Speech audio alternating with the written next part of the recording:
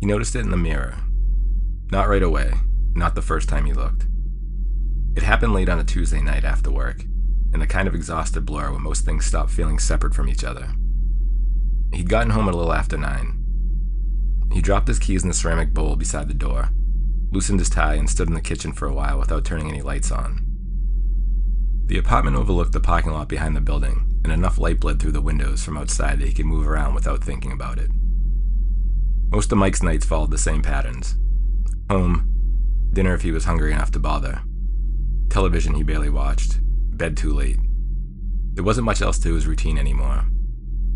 He lived alone, and he had for a while. Not because of some dramatic ending, nothing like that. Life had simply narrowed slowly over the years without him noticing it happen. Friends moved, relationships faded. Work filled the empty spaces. The habit took over where everything else left off. By 10:30, he was in the bathroom brushing his teeth, staring absently into the mirror the way people do when they're too tired to actually look at themselves. The sink light buzzed faintly overhead. The fan hummed. Nothing unusual. He finished brushing, rinsed the sink, and turned toward the doorway, then glanced back, just quickly. The kind of unconscious second look people make without even realizing it. And for a moment, his reflection wasn't where it should have been. It stood a step behind him. Not wrong exactly, not distorted, just late. He stopped immediately, turned back fully toward the mirror. Everything aligned again. Same posture and same distance, no delay. He stared at himself for several seconds, waiting for his brain to correct what he thought he'd seen. Nothing happened. The reflection stared back normally. He moved his arm once, the reflection followed instantly. He tried again, it was normal. He let out a quiet breath through his nose and looked down at the sink. It was nothing, that was obvious. A trick of timing, or exhaustion. Maybe he turned faster than he realized, and his eyes had lagged behind for a second. People saw strange things when they were tired all the time. He switched off the bathroom light and walked into the hallway. By the time he climbed into bed, he barely remembered it. And by morning, he was almost certain it hadn't happened at all.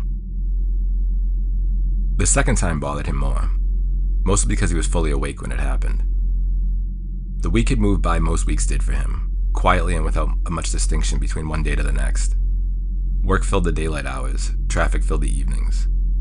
The apartment waited exactly as he had left it every night when he came home. Nothing changed, at least nothing outside of him. Still, he found himself thinking about the mirror more often than he had wanted to admit. Not obsessively, just enough that he noticed every reflective surface automatically now. The microwave door while making coffee, the black screen of his television before turning it on, storefront glass while passing through the city after work. Most of the time, everything looked normal. That almost made the memory easy to dismiss. Until Thursday night. He'd just come out of the shower when it happened again. The hallway mirror sat opposite the bathroom door, narrow and tall, mounted there by a previous tenant years ago. Steam still drifted faintly behind him as he crossed the hallway, drying his hair with a towel. Then he glanced up, and he saw himself enter the reflection a fraction too late. His stomach tightened instantly. Not imagination this time, not exhaustion. He stopped walking. The reflection stopped a moment later. Small and subtle, but real. He stared at it without moving. The apartment suddenly felt very quiet around him. The refrigerator hummed softly in the kitchen. Pipes ticked somewhere in the walls. Outside, tires hissed against the wet pavement below his window. Everything sounded strangely far away. He lifted his hand slowly. The reflection followed. Delayed by less than a second, but enough. Enough that anticipation vanished completely. There was no mistaking it now. He could feel the separation between movement and response, like watching poor audio sync in a movie. His hand lowered, the reflection lowered after it. Again, late. He stepped closer to the mirror, and closer still, studying his own face carefully now for signs of distortions or movement he could explain away logically. Nothing looked wrong. That was the worst part. The reflection looked exactly like him. It simply wasn't moving with him anymore. He tested it 3 more times, small movements, controlled ones. Each response came just slightly behind. He stood there long enough for discomfort to turn into something heavier. Not fear yet, just the growing realization that he no longer wanted to look directly into the mirror. Eventually, he stepped away from it. After that, mirrors stopped being automatic. Before, he never thought about how often people looked at themselves throughout the day. It happened constantly without meaning anything. Passing windows, bathroom sinks. Now every reflective surface felt like a decision. He started avoiding them fully without realizing he was doing it. In the mornings, he brushed his teeth looking down instead of forward. He shaved more carefully now, slower, keeping his attention on the razor itself instead of his own face. At work, he chose the stairwell over the elevator because the elevator doors reflected too clearly when they closed. None of it made him feel any better. If anything, avoiding reflections only made him more aware of them. By Friday evening, he'd become conscious of how many there were. Storefront windows, car mirrors, polished floors, even puddles along the curb after rain. The city suddenly felt full of surfaces waiting to show him something he no longer trusted. Still, he told no one. Not because he thought people would laugh at him, though they probably would. It was harder to explain than that. The problem was that nothing had actually happened yet. There was no event to describe, no dramatic moment, just a growing certainty that something simple had stopped behaving correctly. And he wasn't even sure that certainty was real. That thought stayed with him through the weekend. Saturday passed mostly inside the apartment. Rain moved through the city most of the afternoon, leaving the windows gray and streaked. He kept the television on without paying attention to it, and drifted from room to room trying unsuccessfully to distract himself from the mirrors he knew were there. By evening, he finally started getting angry with himself. It was ridiculous. That was the word he kept returning to. Ridiculous. He was allowing something tiny, something barely noticeable, to dictate the way he moved through his own apartment. By 9 o'clock, he'd convinced himself to stop avoiding it. The bathroom mirror became the obvious choice. It was the one where he'd first seen it clearly, the one he trusted least now. He stood in the doorway for a long moment before stepping inside. The room looked exactly as it always had. Sink, medicine cabinet, the faint yellow light above the mirror. Nothing different, nothing wrong. He approached slowly until his reflection filled most of the glass. For several seconds, everything remained normal. Then he lifted his hand. The reflection copied him instantly. He did it again. It was perfect, no delay. A nervous laugh escaped him before he could stop it. Of course, that's all this was. Anxiety building on itself. The more attention he gave it, the more real it seemed. He shook his head once and looked down at the sink. And that was when the reflection stopped moving.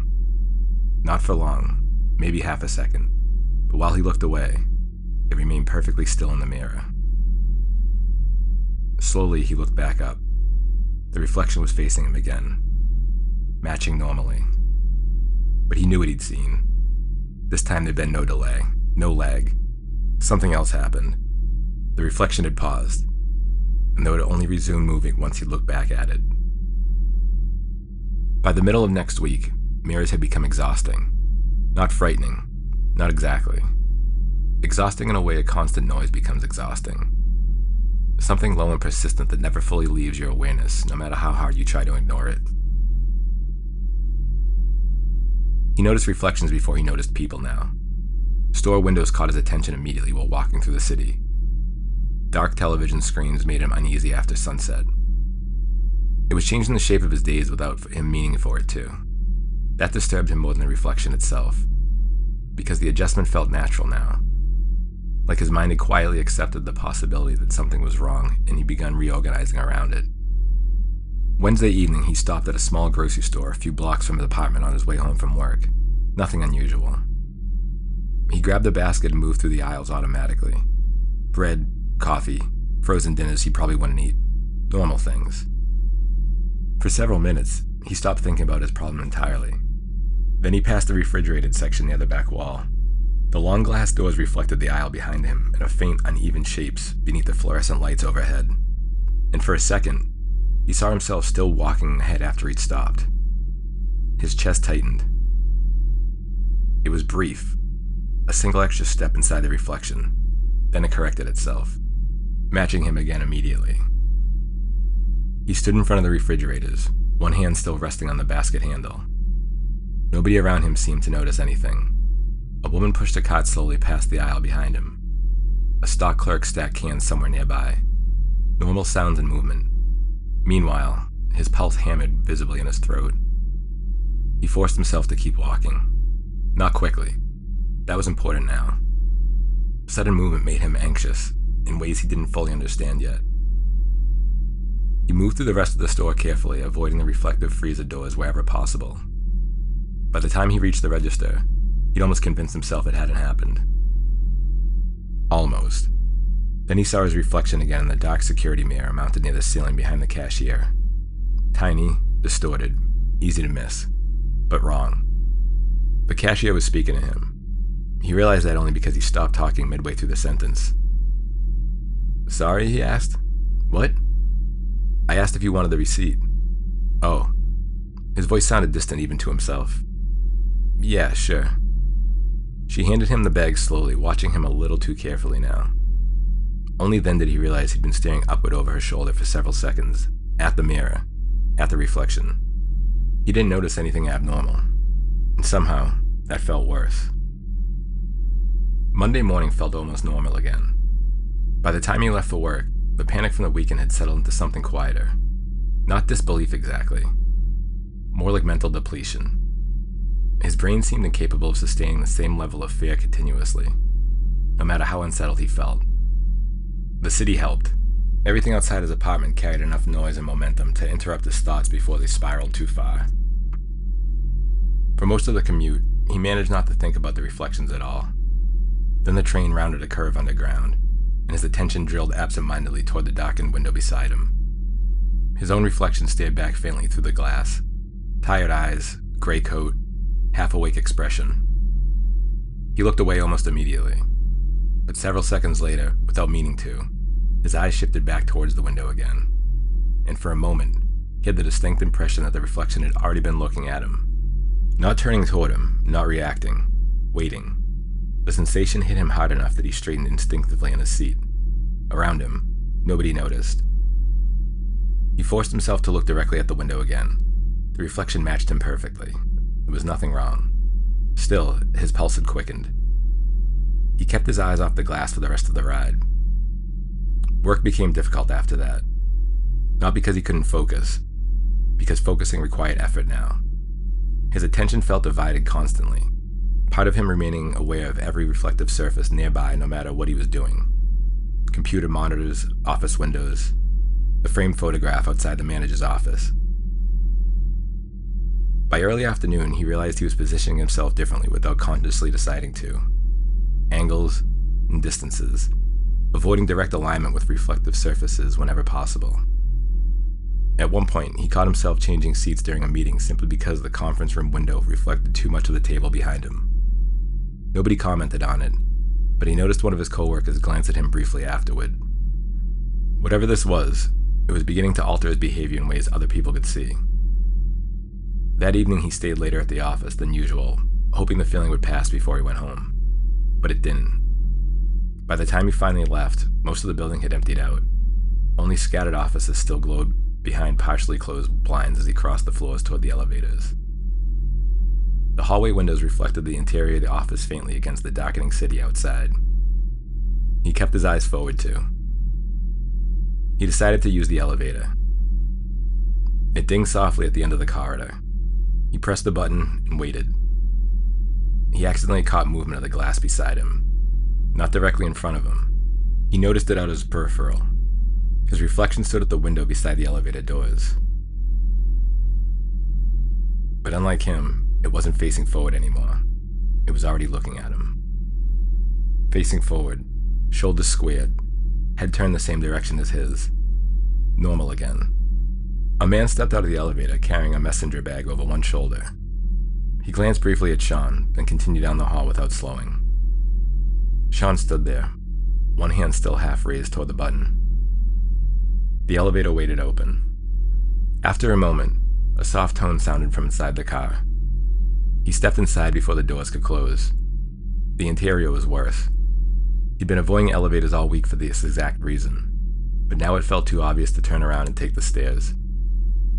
The walls were brushed metal, not clean enough to give a perfect reflection, but clear enough to suggest one. A warped version of him stood on every side, longer in one panel, narrower in another, split by seams where the metal joined. He kept his eyes on the numbers above the door. The descent felt much slower than usual. He could see himself at the edge of his vision, no matter where he looked. Partial shapes. A shoulder, a distorted face, the pale oval of his own head bending slightly with the curve of the wall. He tried not to blink. By the time the doors opened in the lobby, his eyes had started to water. The security guard at the front desk looked up as he passed. "Long night?" he asked. Sean almost didn't answer. Then he realized the man was waiting. Yeah, he said, something like that. His voice sounded flat. Outside, the city had gone fully dark. The rain from earlier had stopped, but the sidewalk still held the lights in broken pieces. Red brake lights stretched in puddles near the curb. Storefront windows reflected passing cars and pedestrians in thin, layered movements that made it difficult to tell what was real and what was only glass. He walked home with his head down, not because it helped, because looking up meant choosing what to avoid. That was the worst part now, the choosing. Every direction contained something that'd show him back to himself. Windows, car doors, restaurant glass. Even the black surface of the bus shelter seemed to hold a faint version of the street behind him. Reflections were not objects. They were everywhere. They belonged to the world. That was the thought that settled into him as he walked. You couldn't cover them all. You couldn't look away from all of them. You couldn't live carefully enough to avoid being seen by yourself. By the time he reached the apartment building, he was sweating beneath his coat despite the cold. He stopped in the lobby before checking his mail. The glass front doors reflected the inside of the building behind him. Stairwell entrance, the old radiator under the window, the row of metal mailboxes along the wall. He stared at them without meaning to. Nothing moved incorrectly, nothing waited.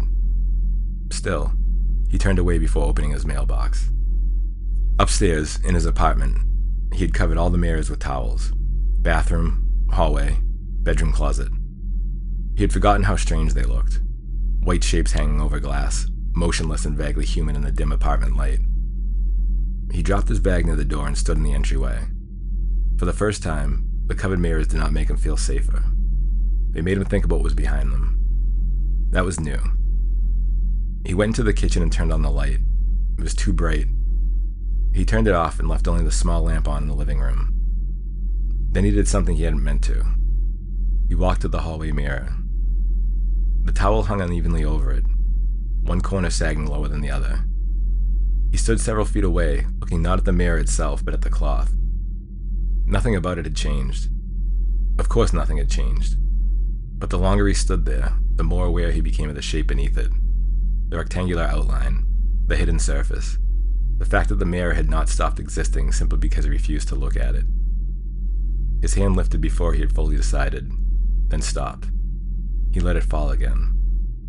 No, he said quietly to himself. The world sounded too loud in the apartment. He stepped back. That was when the lamp flickered. Only once, a brief dimming of the room. But in that brief change of light, Rob saw the hallway mirror through a thin towel. Not clearly, not even close, just a darker rectangle beneath the cloth. And for the smallest moment, the shape behind it seemed too close to the surface, as if something was standing just behind the covered glass. Rob backed into the kitchen doorway, hard enough to strike his shoulder against the frame. The lamp steadied. The towel hung still. Nothing moved. He stayed there for several seconds, breathing through his mouth. Then he crossed the apartment quickly, grabbed his coat, and left without turning off the lamp. He didn't know where he meant to go. Only did not want to be in the apartment with the covered mirrors, and he couldn't uncover them either. He hit the sidewalk and walked without direction. 2 blocks, then 3. Past the closed laundromat, past the pharmacy with the bright empty aisles, past a restaurant where a young couple were eating near the front window, their reflections laid faintly over their faces in the glass. He didn't go back to his apartment for almost 2 hours. He walked the city without direction, staying mostly where other people were. Busier streets, open stores, places bright enough that reflection blended together instead of isolating them. The ordinary silence of the places helped too. Nothing hidden, nothing waiting. His brain wanted explanations desperately now. The problem was that every explanation only lasted until the next incident. Around 1 a.m, he finally returned home. The apartment was exactly as he'd left it. Lamps still on, coat missing from the hook by the door, towels hanging over the mirrors. Nothing wrong. Still, he stood in the entryway for nearly a full minute before locking the door behind him. He listened carefully. Normal building sounds. He realized that he'd started doing this every time he came home now, listening first, as though the apartment might eventually answer him. The thought unsettled him enough that he turned on the television immediately just to fill the silence. Some late-night rerun flickered across the room while he sat on the couch pretending to watch it. The towels remained in his peripheral vision the entire time. By 2:30, he still hadn't slept. Every time he closed his eyes, he pictured his reflections in the mirror. The reflected version of himself turning first, not delayed, independent. He stood finally and crossed the living room toward the kitchen for water. Halfway there, the television screen darkened briefly during a commercial transition. And just for a second, long enough to reflect the room behind him, Rob froze. His reflection stood faintly in the black screen. The image quality was poor, dim, distorted slightly by the glare from the lamp near the couch, but he could still make out his own shape clearly enough. Standing motionless in the living room, facing the television, facing him, he waited. The reflection waited too. Nothing wrong. After several seconds, his breathing slowed slightly. That had become the dangerous part now, the relief. Every normal reflection felt reassuring for a few moments before the fear returned stronger than before. As he took another step toward the kitchen, the reflected version of himself smiled. Not broadly, not unnaturally, just faintly. A small private smile. The kind people make at thoughts they haven't spoken aloud. Sean stopped breathing. The smile vanished immediately. Reflection matched him perfectly again. Then the commercial ended, and the television lit back up. Color flooded the screen. He stumbled backward hard enough to strike the arm of the couch. His eyes remained fixed on the television. The show continued normally. Meanwhile, his heart was pounding against his chest.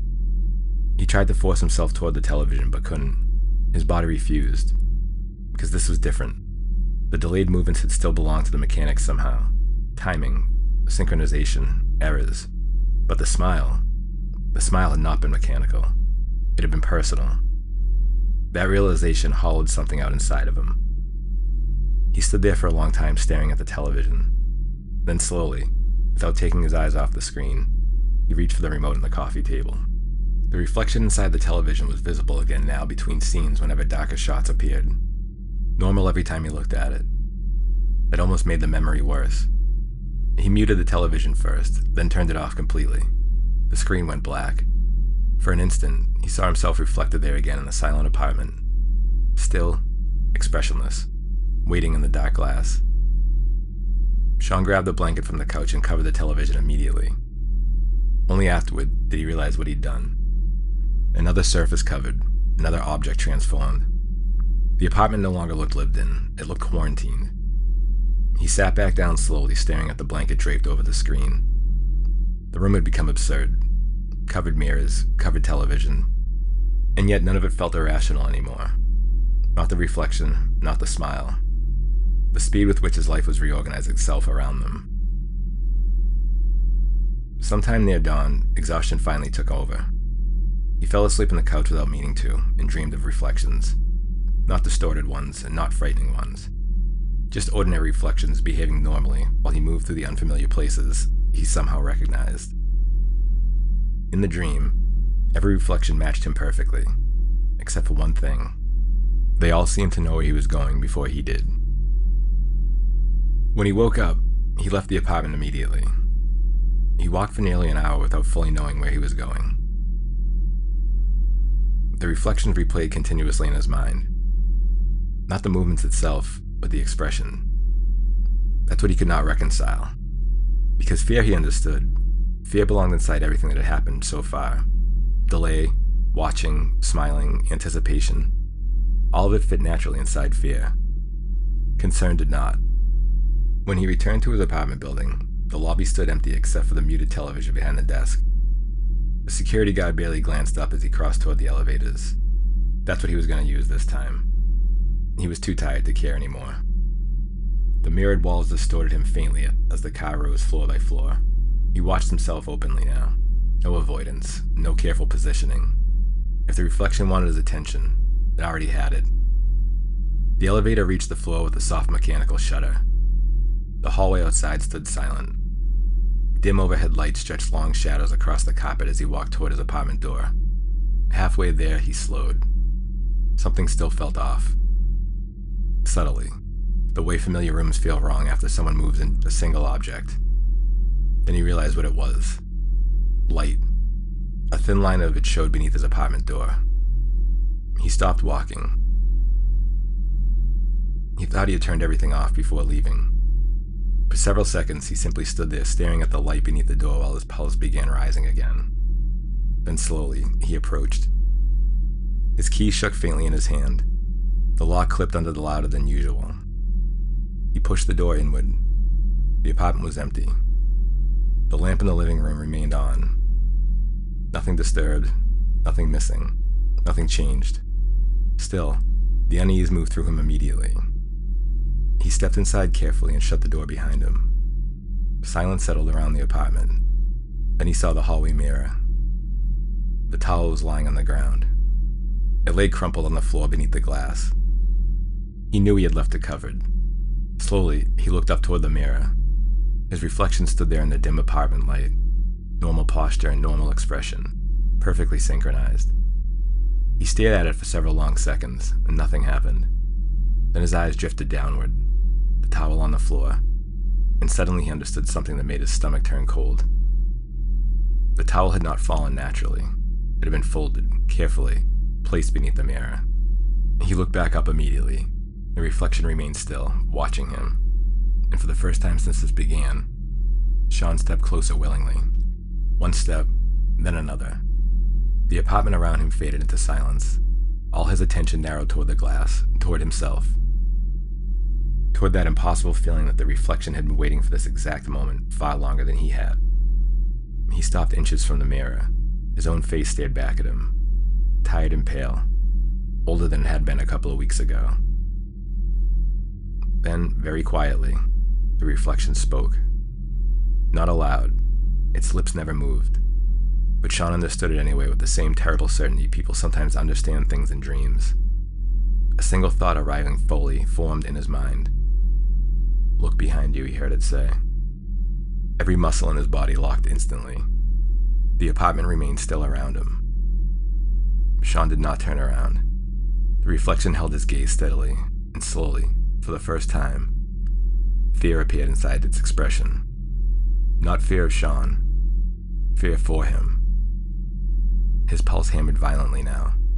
The entire apartment seemed unnaturally still. No pipes, no neighboring televisions, and no traffic outside. Nothing. Only the mirror. Only the reflection staring at him with growing urgency. "Look behind you," he heard again. This time the understanding came harder, sharper, almost desperate. And something inside Rob finally broke loose then. It wasn't panic. It was recognition. All at once he understood his feeling that had followed him since the beginning. The sense that something in the reflection had been wrong.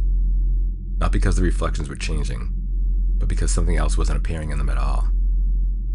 Very slowly, Sean's eyes lifted past the reflection's shoulder, toward the dark hallway behind him.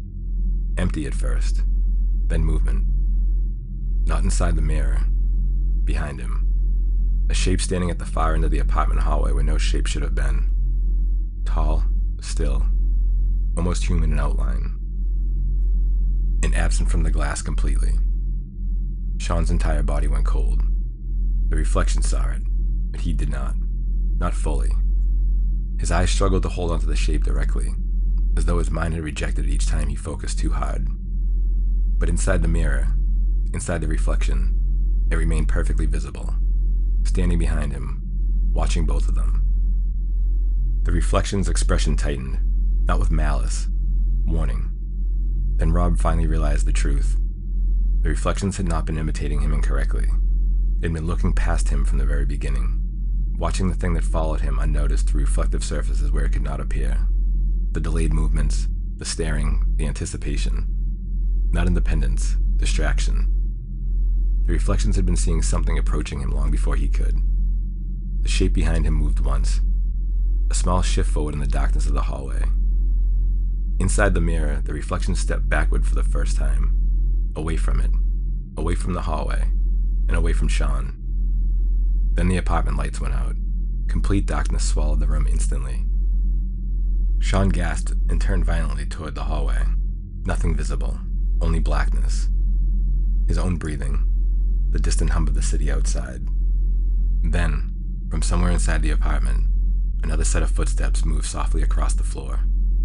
Not toward him, toward the mirror. Rob stood frozen in the dark listening. One step, then another, closer to the hallway mirror.